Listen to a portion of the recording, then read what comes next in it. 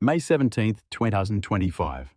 In a move stirring fierce legal and political debate, the Trump administration is weighing a major overhaul of how corruption cases against elected officials are reviewed. A change that could eliminate critical oversight intended to prevent politically motivated prosecutions.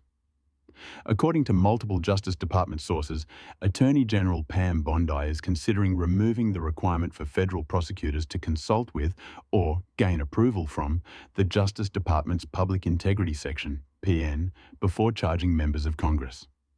This historic internal safeguard has served as a check on partisan influence since the post-Watergate era. If implemented, the change would allow the nation's 93 U.S. attorneys, all presidential appointees, to bring charges against lawmakers independently, raising fears among legal experts of selective or politically motivated enforcement. The Public Integrity Section has historically overseen sensitive investigations into public officials to ensure fairness and consistency. It played a key role in cases involving figures like former Senator Bob Menendez and New York Mayor Eric Adams.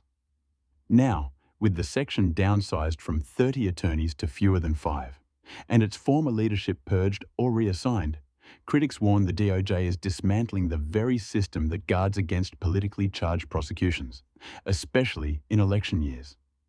This is exactly the kind of institutional memory and even-handedness that's supposed to protect against abuse, said Dan Schwager, a former PIN attorney. Getting rid of it makes prosecutions more vulnerable to political weaponization. A pattern of pressure sources reveal this proposed shift comes on the heels of multiple confrontations between career DOJ prosecutors and Trump political appointees. The PIN section refused to sign off on dismissing charges against Democratic Mayor Eric Adams, prompting threats of mass firings. In a separate incident, career officials reportedly stopped a Trump-appointed U.S. attorney from bringing charges against Senate Minority Leader Chuck Schumer over controversial remarks.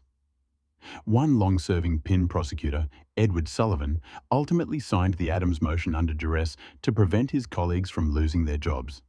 He now leads the diminished section.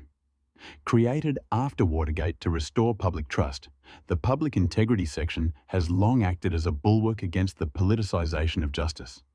By stripping its oversight, experts warn the Trump Justice Department is undermining safeguards built to ensure fairness in public corruption prosecutions, potentially setting a precedent that could haunt both parties for decades to come.